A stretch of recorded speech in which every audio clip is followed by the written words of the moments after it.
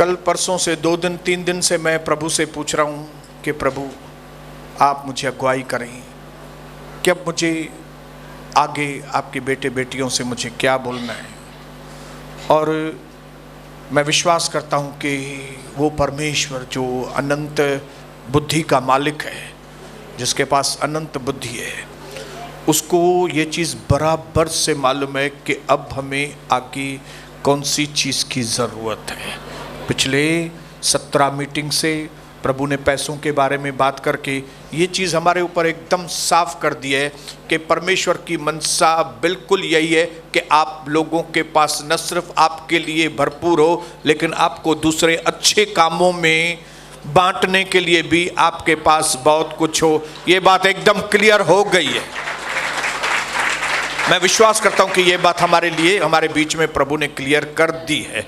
गरीबी हमारे लिस्ट में है ही नहीं, कमी घटी हमारे लिए नहीं है। अगर कोई होना चाहता है गरीब तो शैतान बोलेगा वेलकम वेलकम, आइए, मैं तो इधर बैठा हूं आपको गरीब बनाने के लिए। आ जाओ, अपना प्राण भी बेचो और गरीब भी बन जाओ मेरे पास आके। Praise the Lord, hallelujah. लेकिन मैं प्रभु को धन्यवाद करता हूं कि शैतान के चुंगल में से उसने हम सबको छुड़ाकर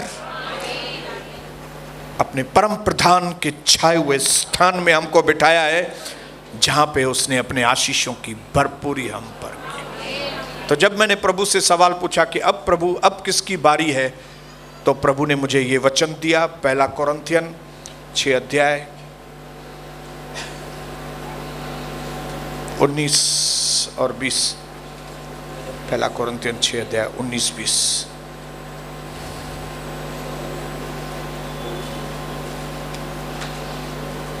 मैं आपके लिए पढ़ता हूं, ध्यान से सुनिएगा।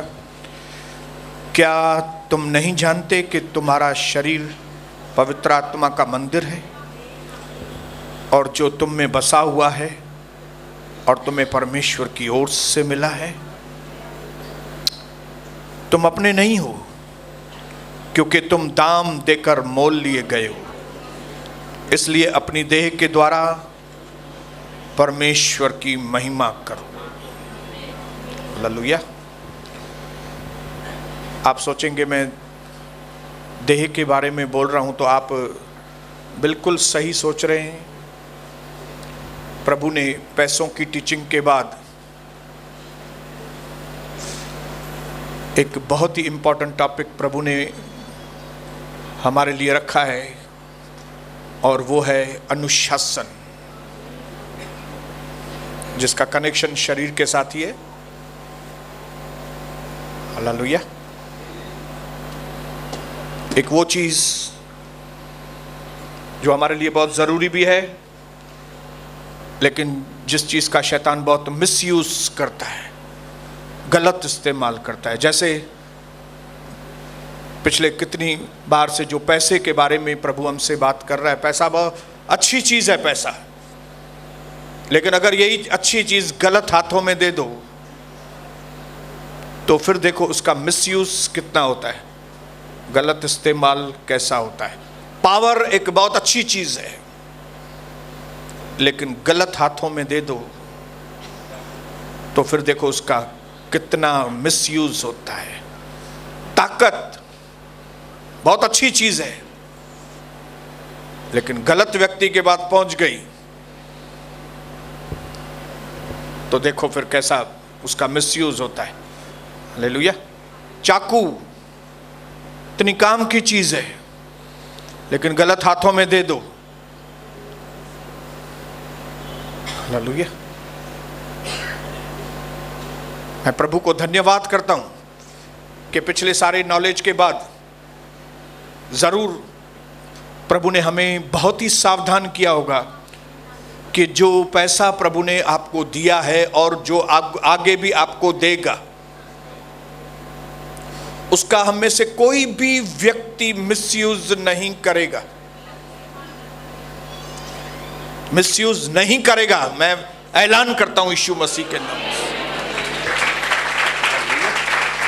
और चूंकि आप लोग उसका मिसयूज नहीं करेंगे ना, तो वो पैसा आपके हाथ में बढ़ता जाएगा, बढ़ता जाएगा। हालेलुया। मिसयूज करने वालों के हाथ में जब वो गलत वो चीज जाती है तो फिर वो वहां पे वो खत्म होना चालू हो जाती है। हालेलुया। और मैं प्रभु को धन्यवाद करता हूं कि इतनी सारी टीचिंग सुनने के बाद आप में से एक भी व्यक्ति पैसे को स्वामी नहीं बनाएगा। मैं विश्वास करता हूं ये बात का। आप अभी उसके नौकर नहीं होंगे, आप यीशु मसीह के सेवक होंगे। हालेलुया। देखिए, मनुष्य अपने स्वभाव के अंदर एक सेवक ही है, उसकी चॉइस नहीं है। आप सब सेवक हैं, मैं खुद सेवक हूं। हमको सेवक बन के ही रहना है। चॉइस खाली ये है कि हम किसकी सेवा करेंगे, क्योंकि अगर आप प्रभु की सेवा नहीं करेंगे तो किसी ना किसी की करेंगे सेवा, क्योंकि हम बनाए इसके लिए, इस तरह से गए कि हम सेवा ही करेंगे। तो आप सेवा करेंगे या नहीं करेंगे उसकी चॉइस आपके पास नहीं है, आप सेवक रहेंगे ही रहेंगे। अपने पड़ोसी को बोलो, आपका नाम ही सेवक है, आपको आप सेवा करेंगे ही।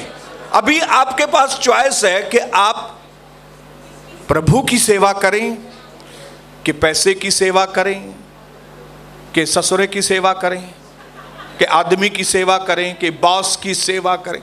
किसकी तो सेवा करनी पड़ेगी आपको। लेकिन मैंने चूज कर लिया है मेरे जीवन में, मैंने डिसाइड कर लिया है कि मैं और मेरा घराना यहोवा की ही सेवा करेंगे।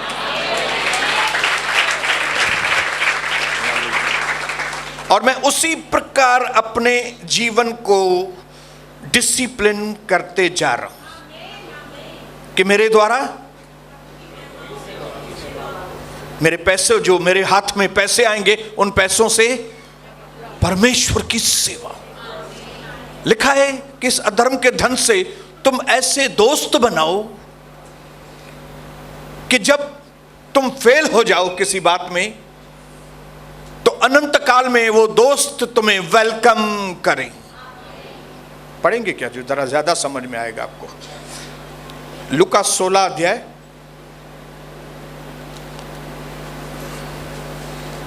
लूका 16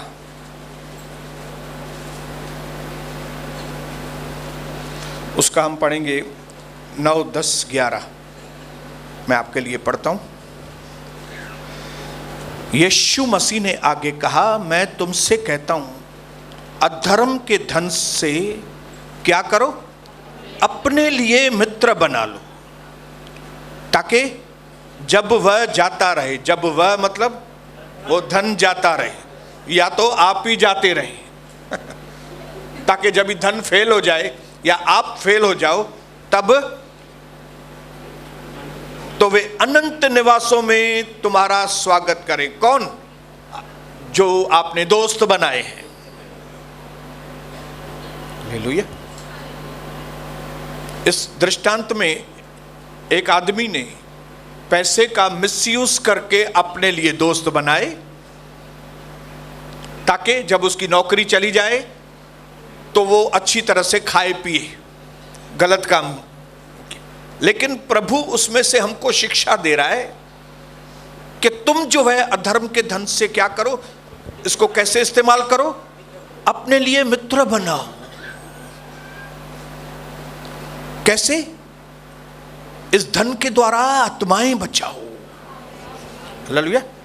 इस धन को परमेश्वर के राज्य में लगाओ, ताकि जब आपके इस धन के द्वारा कुछ आत्माएं बचेंगी,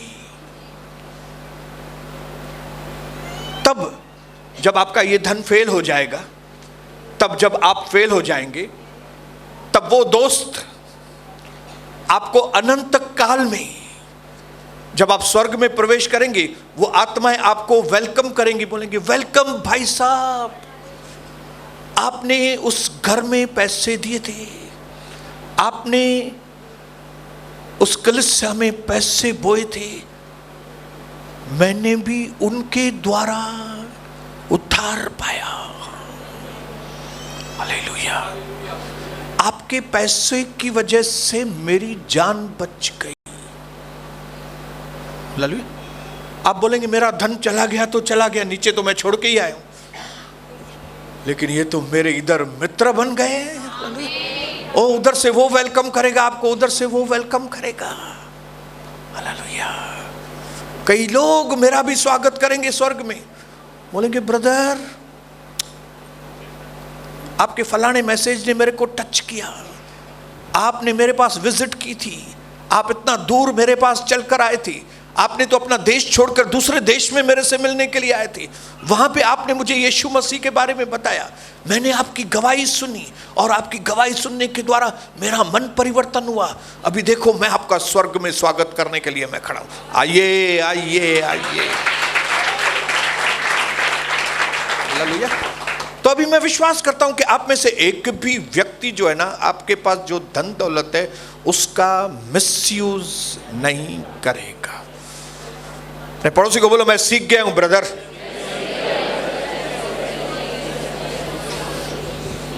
अभी मैं प्रभु की सेवा करूंगा। हालेलुया। यहोशू के वक्त में भी, एलिया के वक्त में भी प्रभु के दासों ने लोगों को चुनौती दिया था, किसकी सेवा करोगे, चुन लो अभी, क्योंकि किस न किसी की तो करनी है आपको सेवा। अभी आपके ऊपर चॉइस है आप किसकी सेवा करते हो। यहोशू ने भी और एलिया ने भी जो प्रभु के साइड में, आ जाओ प्रभु के पास और अपने तन से, मन से, धन से आओ, आके प्रभु की सेवा करो। मैं परमेश्वर पिता को दिल से धन्यवाद करता हूं कि हम में से कई लोगों ने इस बात का अभी फाइनल कर दिया है कि हम आत्माओं को बचाने के लिए तन से भी सेवा करेंगे, मन से भी सेवा करेंगे और आप ही बोलो धन से। Praise the lord. Amen amen. अभी हमने पढ़ा, प्रभु का दास जो है पौलुस कहता है, क्या तुम नहीं जानते? फिर से पढ़ेंगे।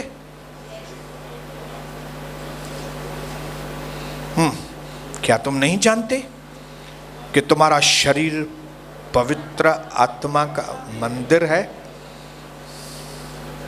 बहुत सारे लोग इस बिल्डिंग को मंदिर समझते हैं, और क्योंकि कई लोग इस बिल्डिंग को, इस भवन को मंदिर समझते हैं, इसके लिए कई लोग इस भवन में सिगरेट नहीं पीते लेकिन बाहर पीते हैं। कई लोग क्योंकि इस भवन को मंदिर समझते हैं, इसके लिए यहाँ पे दारू नहीं पीते लेकिन बाहर जाके दारू पीते हैं।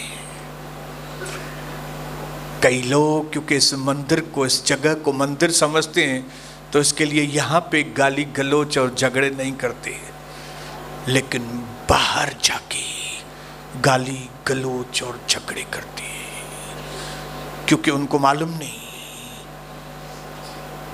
कि सिर्फ ये जगह ही मंदिर नहीं है, उनका देह जो है ये मंदिर है। काश कि उनको ये भी मालूम होता कि न सिर्फ ये मंदिर है, लेकिन ये मंदिर है। जिस दिन आपको ये समझ में आएगा ना कि ये मंदिर है, उस दिन आप सिगरेट यहाँ पे नहीं लेके आएंगे मुंह तक। उस दिन आप दारू की बोतल को कमोट में खाली करेंगे, जहाँ पे पोटी, क्योंकि वो पोटी से भी बदतर चीज़ है, वहाँ पे खाली करेंगे। और जिस दिन आपको मालूम पड़ेगा कि ये शरीर जो है वो मेरा पवित्र आत्मा का मंदिर है, उस दिन आप बाहर भी गाली गलौज नहीं करेंगे, आपकी भाषा बदल जाएगी।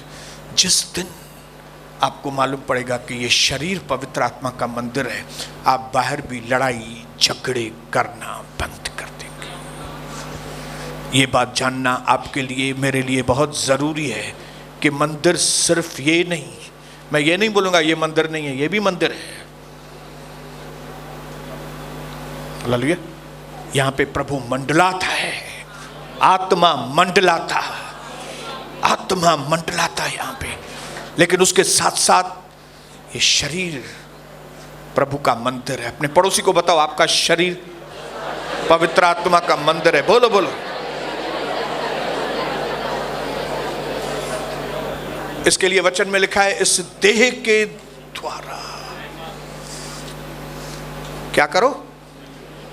इसलिए अपनी देह के द्वारा परमेश्वर की महिमा करो। हालेलुया। मैं प्रभु को धन्यवाद करता हूं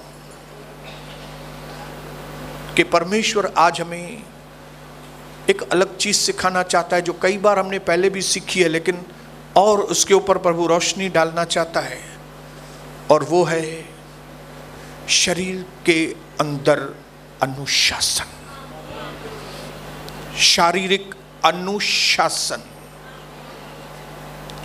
शरीर में डिसिप्लिन।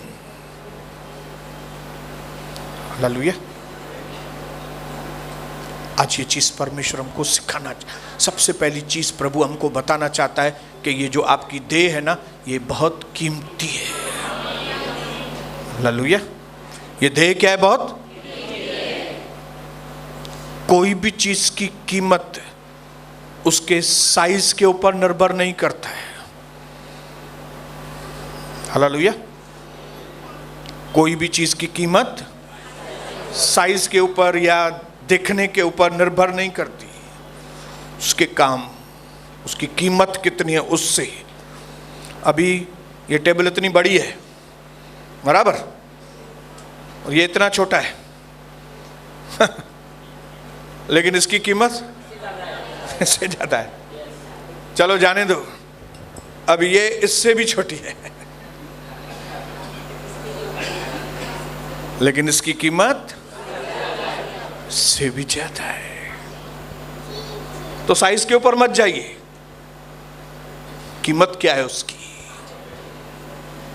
आप ये मत बोलिए मट्टी का देह है, ये मट्टी की क्या कीमत है। आप यीशु मसीह से पूछो, लिखा है कि तुम दाम देकर मोल लिए। आपके लिए किसी ने दाम दिया है, और वो दाम कोई सोना चांदी नहीं, लेकिन आपके लिए किसी ने अपना, और वो भी किसी ऐसे वैसे ने नहीं, किसी पापी ने आपके लिए खून नहीं बहाया। परमेश्वर के इकलौते बेटे ने अपना पवित्र खून देकर आपको मोल लिया है। हालेलुया। इन चीजों में से आप अंदाजा लगाओ कि इस वक्त जैसे आप यहां पे बैठे हो, आपकी आत्मा अंदर बैठी है आपके देह के अंदर, और आपको लगता है कि ये देह ऐसी है, वैसी है, फलानी है, टीरी है। मैं आपको बताऊं, अपनी गलतफहमी को आप दूर करो। आज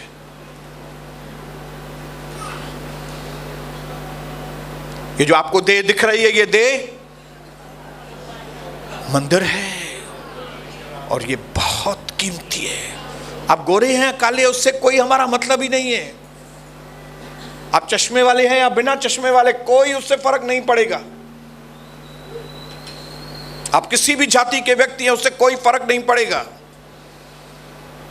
प्रभु यीशु मसीह ने, परमेश्वर के इकलौते बेटे ने,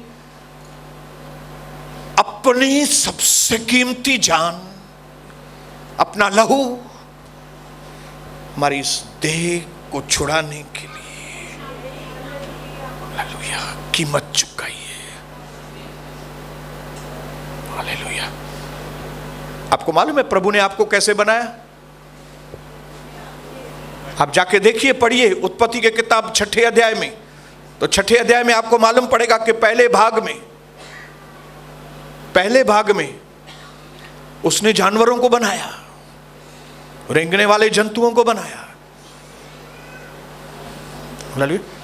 और फिर उसके दूसरे भाग में उसने आदम और हवा को बनाया। कैसे? मट्टी में से, मट्टी में पानी डाल के मड बना के, मड, गप्पा,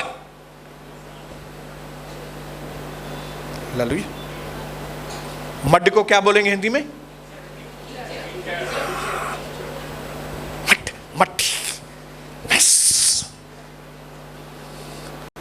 शेप देके उसने पानी और मट्टी मिला के, हिंदी में सिंधिया में चाहे चिक्की मिट्टी, हाँ चिक्की मिट्टी से बनाया, शेप दिया।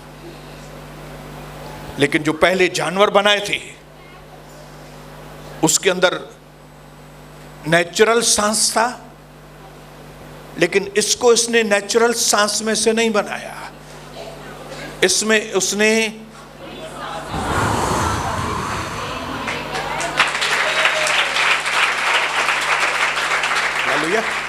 ये जो उसने अपनी सांस फूकी ना, इससे ये आदमी जानवरों से बिल्कुल डिफरेंट हो गया। हालेलुया। क्योंकि इसके अंदर, जानवर के अंदर सिर्फ मट्टी है और नेचुरल सांस है।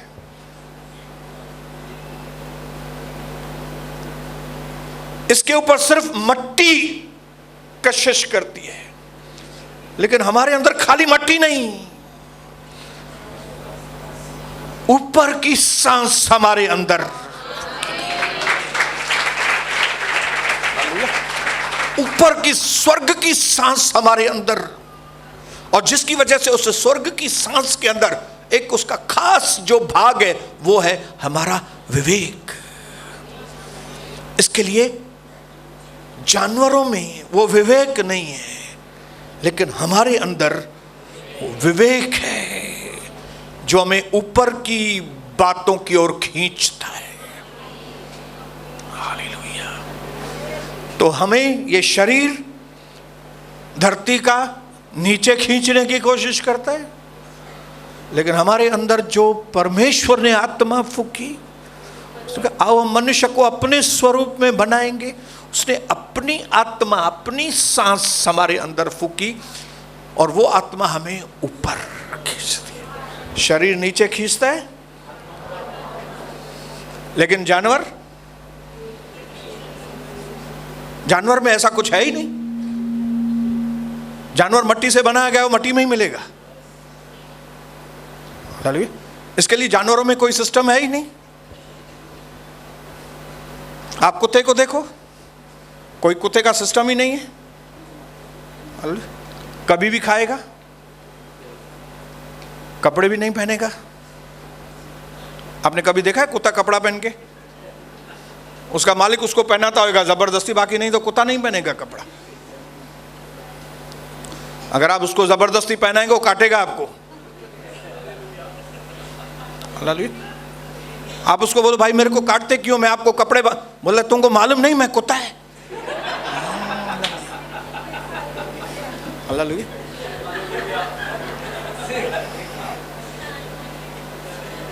और कुत्ते के पास कोई बीवी वगैरह नहीं रहती है, पत्नी वगैरह नहीं है, किसको भी गले लगाएगा।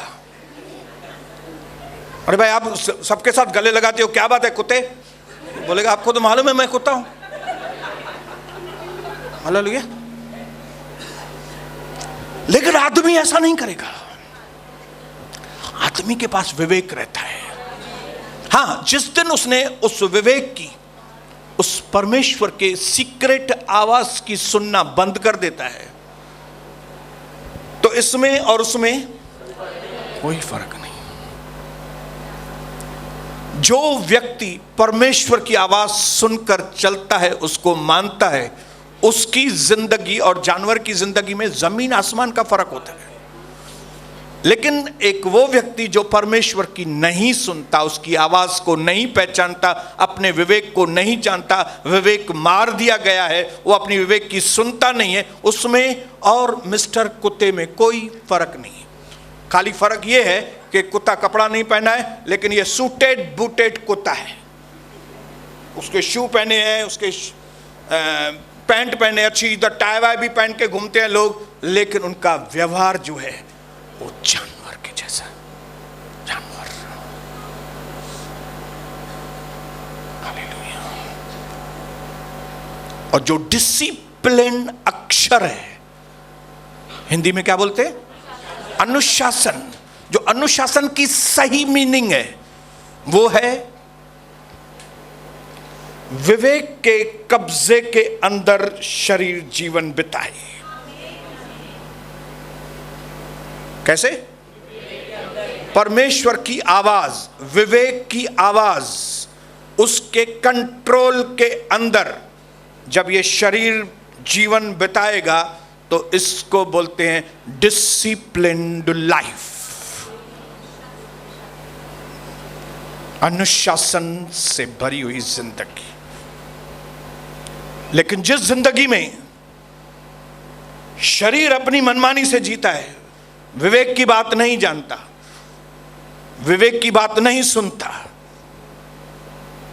वो जीवन इनडिसिप्लिन।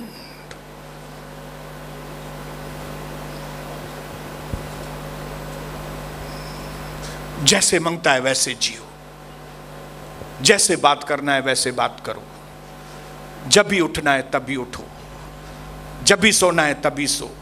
मुझे नींद लगती अच्छी नहीं, थकल आया नहीं, मां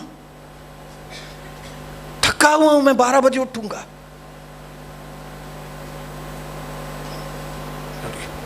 काम है ना, रात को बहुत देर से सोना है ना, मेरे को 11 बजे मैं खाना बनाती है ना, आप जानता नहीं है ना मेरी बात। 10:30 बजे 11 बजे तक तो हम दुकान पे होता है।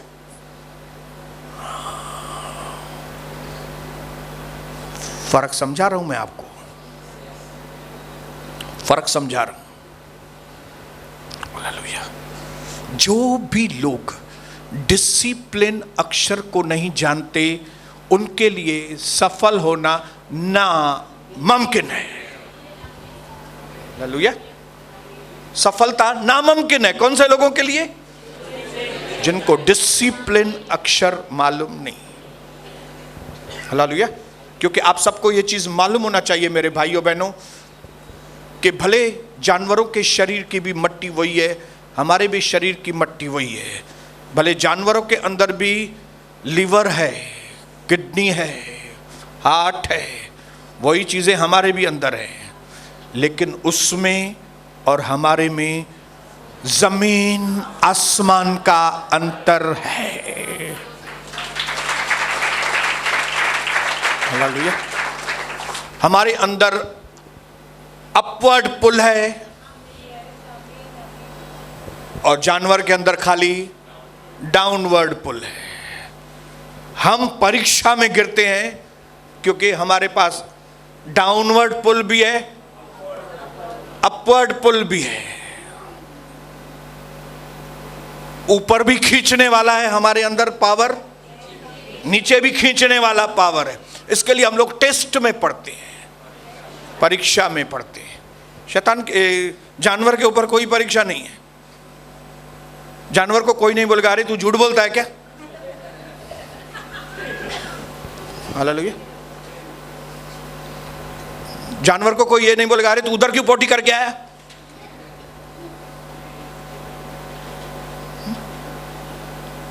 बोलेगा कोई जानवर को? रोड पे पड़ी रहती है, अभी आप ढूंढेंगे कौन सा कुत्ता है जिसने इधर किया, कौन सा था। हालेलुया। इधर कौन से कौवे ने इधर, किधर है ये कौवा। आप नहीं, आपको मालूम है वो कौवे हैं, वो कुत्ते हैं, वो बिल्ली है, ये सब जानवर, ये सब जानवरों का काम है, आपको मालूम है। अगर आप ये जानते हो ना कि ये जानवरों के काम है, तो आज मैं चाहता हूं कि आपको इंसानों के काम मालूम होने चाहिए, ताकि आप अपने जीवन के द्वारा ये प्रूव कर सकें। आपको प्रूव करना पड़ेगा, आपको साबित करना पड़ेगा कि आप जानवर नहीं हैं। और जैसे जैसे आप ये प्रूव करते जाएंगे कि मैं जानवर नहीं, मैं आदमी हूं, मैं जानवर नहीं, मैं आदमी हूं, जितना प्रूव करते जाएंगे उतनी परमेश्वर की आशीष आपके अंदर आती जाएगी, आती जाएगी, आती जाएगी। और जितना जितना आप साबित करते जाएंगे कि आप आदमी नहीं, आप जानवर ही हैं, आपकी जिंदगी वैसी होती जाएगी, वैसी होती जाएगी, वैसी।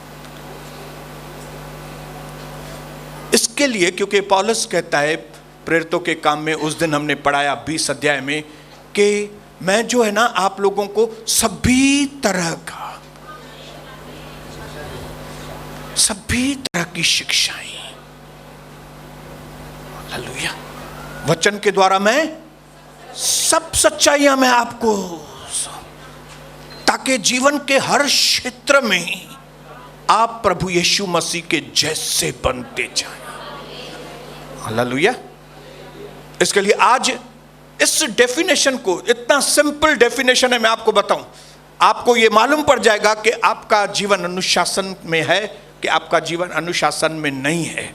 आप कौन से पावर से खींच रहे हैं? आप अपने आप को ऊपर अपवर्ड पुल में जा रहे हैं कि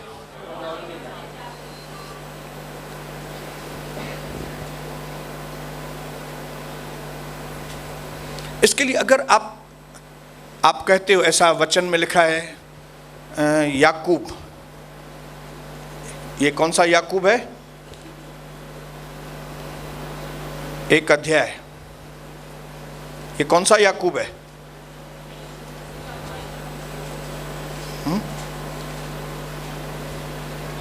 ये वही है क्या? अब्राहम इसहाक याकूब वो है क्या? नहीं ना। कौन सा याकूब है? ये हमारे यीशु मसीह के भाई हैं याकूब।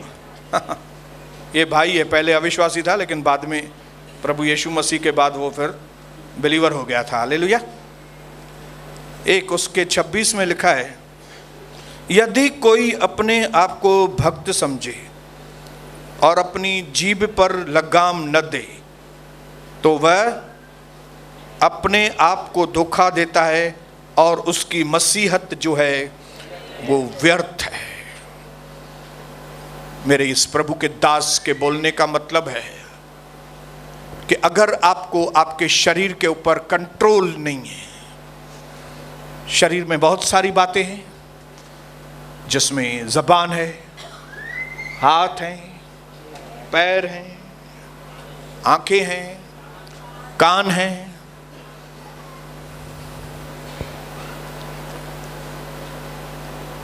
प्रभु का वचन कहता है तुम अपनी देह के द्वारा, मतलब अपने हाथों के द्वारा, पैरों के द्वारा, आँखों के द्वारा, ज़बान के द्वारा, कानों के द्वारा परमेश्वर की महिमा करो।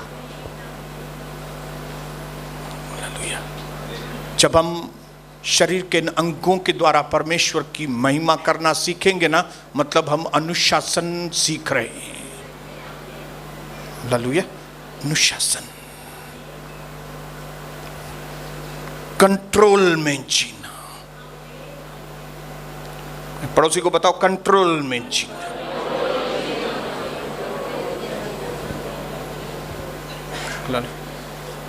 क्यों आदम ने हवा को फल खाने से रोका नहीं? क्या कंट्रोल नहीं था? रोक सकता था ना, क्यों नहीं रोका?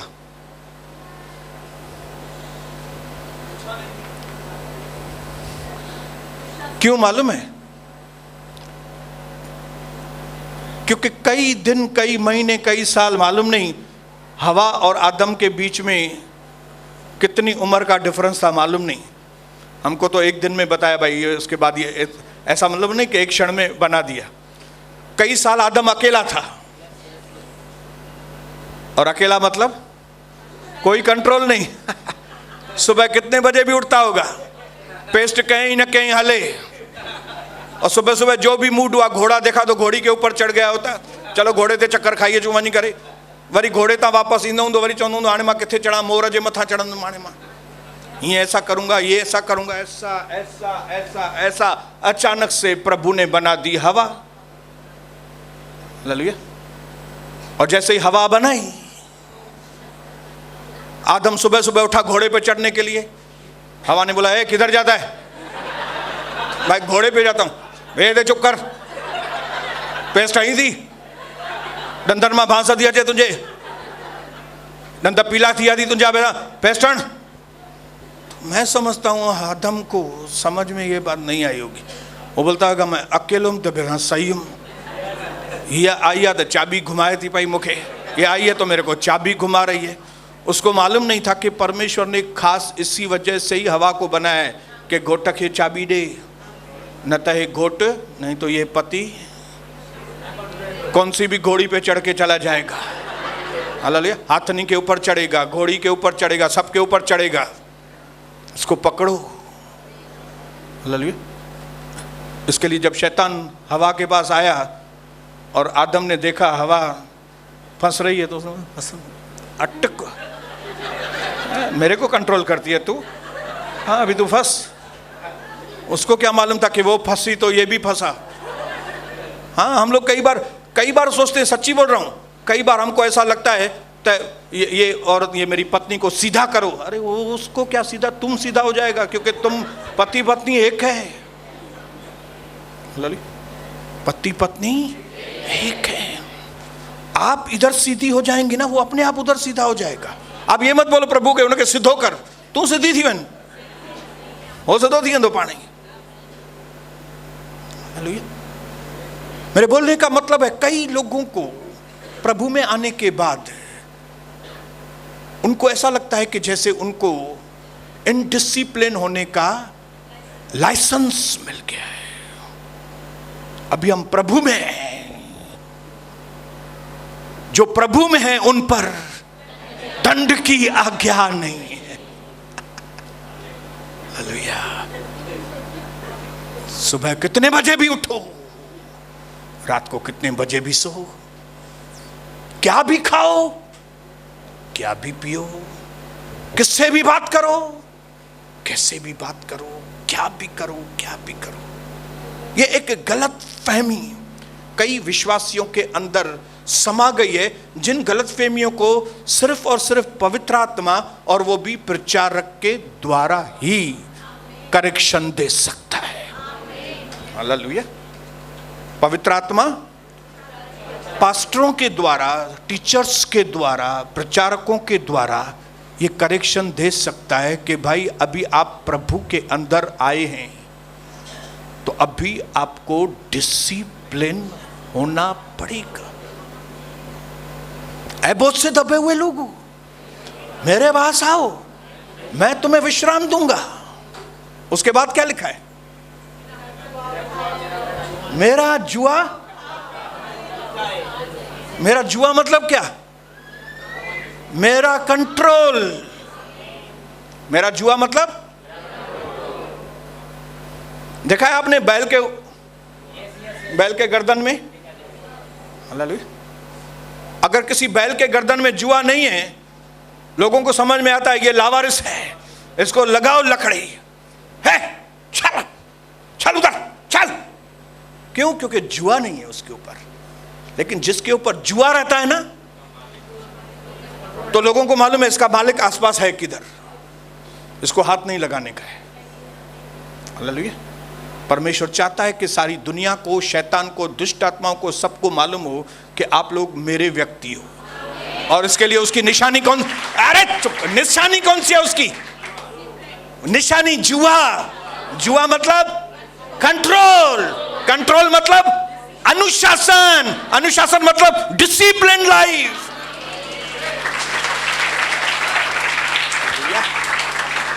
मेरे भाइयों बहनों, इस बात के ऊपर प्रभु जितना बोलेगा ना, मैं बात करूंगा डिसिप्लिन के ऊपर। मैं प्रभु की आत्मा को धन्यवाद करता हूं। मेरी लाइफ जो थी टोटली डिसिप्लिन के बाहर थी, टोटली। मैं रात को 2 बजे घर में आने वाला व्यक्ति था। दारू पी के मेरा वॉचमैन मुझे पकड़ के ऊपर लेके आता था, मेरी पत्नी दरवाजा खोलती थी, मैं अपने सॉक्स में खुद नहीं उतारता था, वो उतारती थी मेरे सॉक्स। और अगर वो भी बराबर नहीं उतारा, थोड़ा वो तकलीफ किया, तो उधर से वही मैं लात उसको मारता था मैं। और सुबह तक पड़ा रहता था दारू पी के। पत्नी को तुच्छ समझना, मारना, कच्चा दारू पीना, कार में दोस्तों के साथ, कुछ खाने के लिए नहीं है, मारना नहीं, ऐसे ही पियो दारू। एक बिना जुए वाला, जिसके ऊपर कोई कंट्रोल नहीं है। पिताजी अगर कोई चीज थोड़ी बहुत समझाते थे, मैं उसको बोलता था आप नहीं समझोगे ये बात पापा, भाऊ पापा तो बोलते ही नहीं थे हम लोग, भाऊ भाऊ मुझे ना समझाओ, मैं नहीं समझने वाला हूं ये बात। थोड़ा ही तो दारू पीता हूं, ज्यादा थोड़ी पीता हूं मैं। इसके लिए जॉन्डिस, टाइफाइड, आधे सर का दर्द, पाइल्स की तकलीफ, और पांचवी कौन सी? Stone, kidney stone. ये 5 बीमारियां घूमती रहती थी मेरे शरीर के अंदर। क्यों? क्योंकि ये शरीर डिसिप्लिन्ड नहीं था। एक बीमारी गई तो दूसरी, दूसरी गई तो तीसरी, तीसरी गई तो चौथी, चौथी गई तो जॉन्डिस और टाइफाइड साथ में हो जाते थे, और 10-10 दिन हॉस्पिटल में एडमिट होता था। Totally indiscipline. और इस चीज में मैं क्या समझता था मालूम है? मैं वट समझता था अपना इनडिसिप्लिन लाइफ को। क्या समझता था मैं? बोलिए बोलिए। मैं वट समझता था। अरे भाई रोटी खबर थी 12 बजे खाईंदा आहियूं असां। ॼण वॾो भाई असली भाई वॾो मीर तो मारे पे 12 बजे रोटी तो खाए। मतलब मैं उनको इस तरह से, मतलब कैसे बोलते हैं, मतलब मैं उसको, उन लोगों को ऐसे बोल रहा था, आपको तो मालूम है मैं जानवर आदमी है, आपको 12 बजे से पहले तो मैं खाता नहीं, आपको मालूम है, जैसे कुत्ते लोग हैं। और उसमें मैं वक्त समझता था। Indisciplined life. मैं रात को 2 बजे आता हूं घर, 9 बजे छाची कंधा से घर यार। 9 बजे आके मैं क्या करेगा घर में? वही वो घिसी पिटी बातें वो बोलेगी बैठ के। इतना सरदर्द उसके साथ कौन करेगा बैठ के? न तो समझ में अचे सां मां तोखे छा ॿुधायां। मैं लड़कियों को बोलता था, तुमको मालूम नहीं मैं कौन सी पत्नी मिली है मेरे को, बहुत मैं तंग है अपनी पत्नी से। वो बोलती थी क्यों किया शादी? मैं क्या करूं, माँ बाप ने करवाया। और अंदर में सोचता था पट जो या बे, हाँ तो खबर थी मुझे हालत केड़ी खराब है।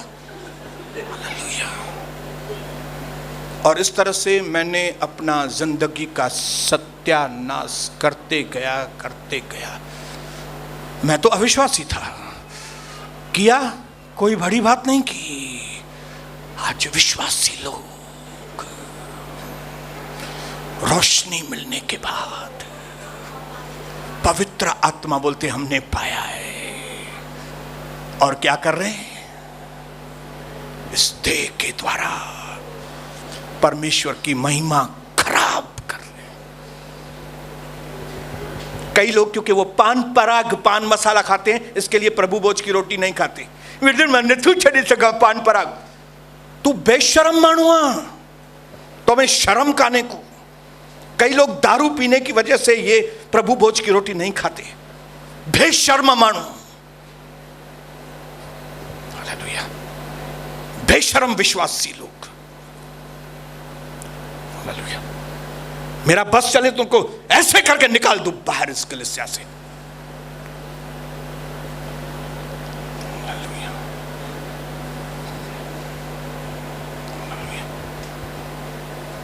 डिसिप्लिन्ड परमेश्वर इतना हमको मिला है। आप उसकी जिंदगी तो देखो मेरे यीशु मसीह की। अब देखो तो सही वो जिया कैसे। 33.5 साल के अंदर उसने क्या से क्या करके गया, इतिहास के इतिहास बना के गया वो। और हम बोलते हम यीशु मसीह के लोग हैं, और घर को निंदा का घर बनाया है। कई लोगों ने घर में बैठ के कलीसिया की निंदाएं करते हैं, और इसके लिए उनके बच्चे यहां पे नहीं है, क्योंकि उनके बच्चे उनके असली रूप को देख रहे हैं कि ये मेरे माँ बाप कलीसिया में जाते हैं, वापस आते हैं तो क्या बात करते हैं आके। अपने घर को निंदा, ये जबान जिसके द्वारा परमेश्वर की महिमा होनी चाहिए। हालेलुया।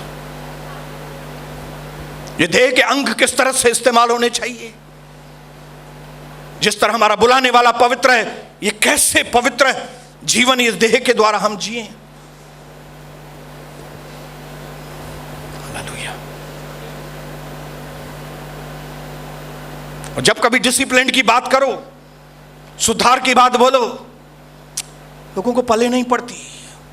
लेकिन मैं धन्यवाद करता हूं, इस कलीसिया में लोगों को पले पड़ती है। हालेलुया। डिसिप्लिन की बातें, प्रभु का दर्शन कलीसिया में ही होती हैं। हालेलुया। सुधरने की बातें सिर्फ प्रभु का दर्शन में होती हैं, चाहे लोग कुछ भी टाइटल दें इधर को। कलीसिया मतलब सुधरने वाली जगह होनी चाहिए, डिसिप्लिन्ड जगह होनी चाहिए। मैंने इंग्लिश में एक चीज लिखी है, ध्यान से सुनिए।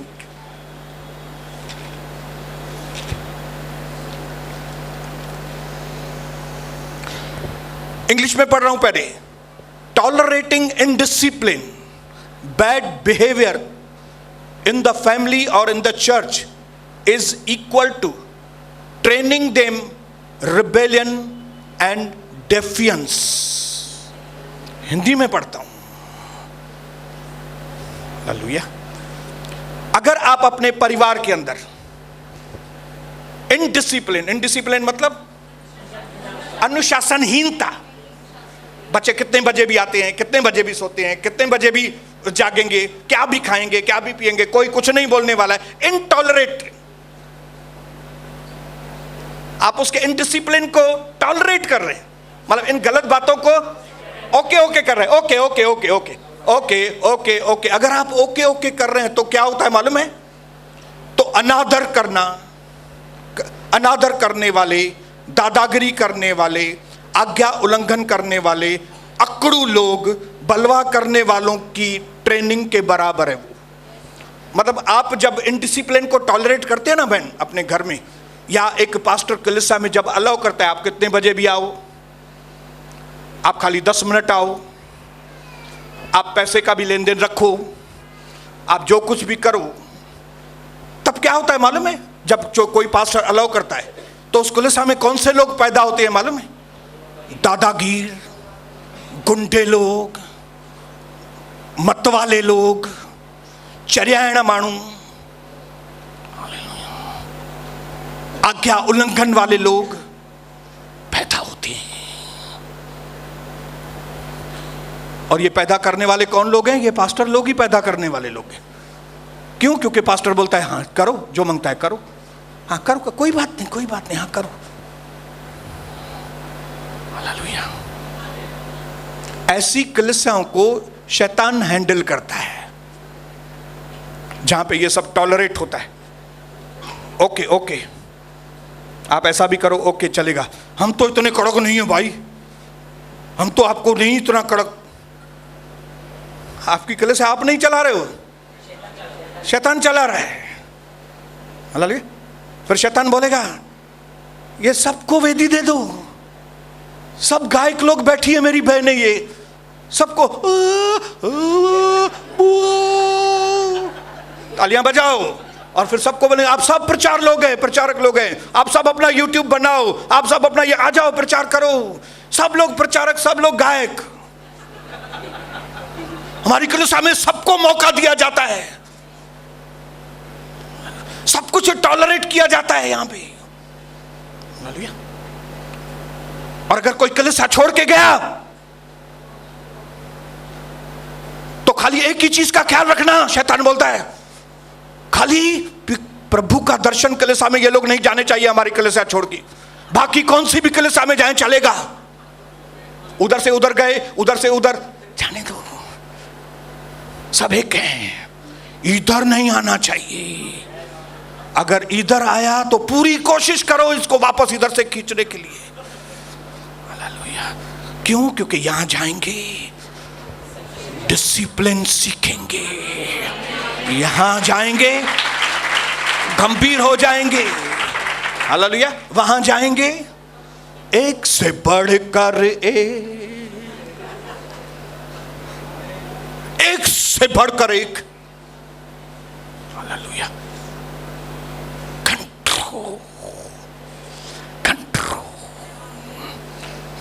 When we tolerate, जब हम गलत बातों को अलाउ करते हैं, जब हम नजरअंदाज करते हैं, कोई कुछ भी करे, कलीसिया में क्या भी करे, कैसे भी करे, तो उनके घर में बदमाश लोग पैदा होते हैं, डिवीजन करने वाले लोग पैदा होते हैं, एक से एक ऐसे लोग पैदा होते हैं जो कलीसिया को कलीसिया नहीं डस्टबिन बना देते हैं। बाहर से कलीसिया है, अंदर खूबसूरत बनी हुई है। जैसे कई अमीर लोगों के पास डस्टबिन, खराब डस्टबिन नहीं रहते, वो लगता ही नहीं है डस्टबिन है। बोलेंगे अरे ये क्या है भाई? ये डस्टबिन है। इतना खूबसूरत डस्टबिन, कचरा लोग बाहर से दिखने में हालेलुया, ओ हालेलुया, लेकिन जब मौका आएगा तो गुंडागर्दी जाहिर होगी, दादागिरी जाहिर हो जाएगी, ऐसे शब्द निकलेंगे मुंह से जो आप कल्पना भी नहीं कर सकते। ये मैं क्यों बोल रहा हूं?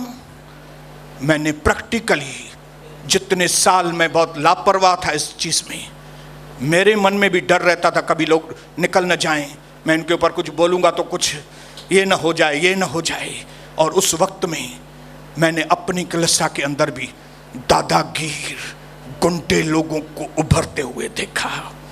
और जब मैं बहुत परेशान हुआ, इन सारी बातों से मुझे समझ में नहीं आ रहा था, तब प्रभु ने मुझे डिसिप्लिन सिखाया। और प्रभु ने कहा कि जब तुम डिसिप्लिन लेकर आओगे तो प्रभु के दास पैदा होंगे। जब आप डिसिप्लिन नहीं लेके आओगे, आप अपने परिवार, लोगों के परिवारों में ही देखो ना, जिनके ऊपर परिवारों का कंट्रोल नहीं है, उनके बेटे देखो आज, और रंबा डिसिप्लिन नहीं है। क्यों? रात को मैं जा रहा है मम्मी दोस्तों के साथ, कितने बजे आएगा? 2 बजे आना। हाँ 2 बजे, 2:30 मत करना। अरे चरी, तुमने उसको जाने दिया 2 बजे तक। वो लड़कों के साथ है कि लड़कियों के साथ है, तुमको क्या मालूम? नहीं, मैंने देखा है ब्रदर, वो मेरा बेटा लड़कों के साथ गया है, लेकिन उसके एक्शन तो लड़कियों के जैसे हैं। क्या कर रहा है वो तुम्हारा लड़का, क्या कर रही है तुम्हारी लड़की? नहीं, 2 बजे आ जाता है। 2 बजे कोई टाइम है क्या?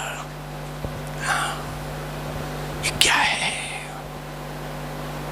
आने वाले समय के गुंडे, मवाली, लफड़ेबाज, दारूड़े हम अपने घर में पैदा करते हैं, अपने कलीसिया में पैदा करते हैं, और कलीसिया को डस्टबिन बना देते हैं, कचरे का डब्बा, एक से एक कचरे। मेरी ये प्रार्थना है परमेश्वर से। पौलुस कहता है ऐसा न हो कि मैं दूसरों को बताने के चक्कर में मैं खुद अयोग्य साबित हो जाऊं। इस रेस के अंदर, इस दौड़ के अंदर, जब हम इतनी सारी टीचिंग सुन रहे हैं, ऐसे वक्त में पौलुस कहता है, कोरिन्थियन की किताब में पढ़ेंगे, आखिरी वचन पढ़ेंगे, कोरिन्थियन 9:24, पहला कोरिन्थियन 9:24। क्या तुम नहीं जानते कि दौड़ में दौड़ते तो सब हैं, परंतु इनाम एक ही को मिलता है? ये दुनिया की दौड़ में इनाम एक को मिलता है, लेकिन हमारे मसीह की दौड़ में हम सब लोग नंबर 1 आ सकते हैं, हम सब लोग रेस जीत सकते हैं, हम सब एक से एक बढ़कर, हम में से कोई कॉम्पिटिटर नहीं, हम सब रिवार्ड को पा सकते हैं। तुम वैसे ही दौड़ो ताकि तुम जीतो। हर एक पहलवान सब प्रकार का संयम करता है, वे नष्ट होने वाले मुकुट को पाने के लिए सब कुछ करते हैं, परंतु हम उस मुकुट के लिए प्रयत्न करते हैं जो कभी नष्ट नहीं होगा। इसलिए मैं इसी रीति से दौड़ता हूं, परंतु बेठिकाने नहीं दौड़ता। मैं भी इसी रीति से मुक्कों से लड़ता हूं, परंतु उनके समान नहीं जो हवा पीटता हुआ रहता है। अभी 27 वचन ध्यान में सुनिए। मैं अपनी देह को मारता, कूटता और वश में लाता हूं, ऐसा न हो कि मैं दूसरों को प्रचार करूं और स्वयं के पुरस्कार पाने के लिए अयोग्य ठहरूं। मैं अपनी देह को कंट्रोल करता हूं, मैं अपनी देह को मारता हूं, मैं इसको डिसिप्लिन करता हूं। ये तो चाहता है मैं ये भी करूं, मुझे ये अच्छा लगता है, मुझे ये अच्छा लगता है, मुझे ये, लेकिन डिसिप्लिन कहता है कि जो तुमको अच्छा लगता है वो नहीं, जो तुमको करना चाहिए वो करो, जो तुम्हारे लिए सही है करना वो करो। इसको डिसिप्लिन बोलते हैं। ये देह तो बोलेगी सब कुछ मेरे को सब चाहिए।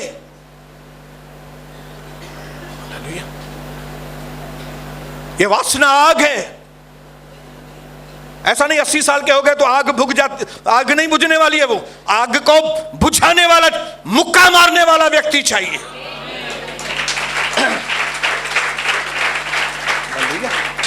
मैं नेक्स्ट टाइम आपको बताऊंगा कि ये अयोग्य बनना और योग्य बनना क्या है। कि ऐसा नहीं मेरे को लगे कि मैंने इतना सफर तय, मेरा तो इतना फॉलोअर्स है, मेरा तो इतना यूट्यूब है, मेरे को तो लोग इतना पसंद करते हैं, और फिर प्रभु बोले मैं तुमको पहचानता ही नहीं। आप कौन है भाई? आप कौन है? आपको लगा कि आपने रेस जीत ली, लेकिन जैसे ही रेस जीतने के बाद आगे बढ़े और वहां पे खड़े हुए आदमी ने बोला आप नहीं हो भाई पहले नंबर। क्यों भाई, मैं तो सबसे पहले आया हूं। तूने वो लाइन क्रॉस कर दी, तुम वो लाइन से हट गए थे 3 बार, दूसरी बार भी तुम लाइन से हट गए, तीसरी बार भी तुम लाइन से हट गए। तुम योग्य ही नहीं हो, हट जाओ बाजू में से, दूसरे को आने दो। अरे मेरी क्लास में तो 500 लोग थे, 1000 लोग थे, 10,000 लोग थे, इतने लीडर थे मेरे पास, इतने वॉलंटियर थे, इतने ये थे, इतने फलाने थे। चलो चलो साइड हटो, हटो, तुम्हारा नाम काम नहीं है, नाम नहीं है तुम्हारा। Without discipline it is impossible to get success. आप सफलता जिंदगी में नहीं पा सकते जब तक कि आपने देह को, मन को अनुशासन में अगर आप नहीं लेके आए। नेक्स्ट टाइम हम लोग देखेंगे कि इस अनुशासन को कैसे लेके आए। न कि मारे किए हैं, हमने बहुत प्रैक्टिस की है दूसरों को मारने की, और हम बहुत होशियार हैं दूसरों को मारने में, बहुत होशियार हैं मारने में। लेकिन अभी प्रभु हमको सिखाएगा खुद को कैसे मारना, अपने आप को सूली पर कैसा चढ़ाना, अपनी डिजायर्स को कैसे। प्रभु आपको आशीष करे ताकि नेक्स्ट मीटिंग के लिए आप अपने आप को तैयार करके आए। फ्राइडे को मैं मरने के लिए तैयार हूं, यीशु मसीह के नाम से, आमीन।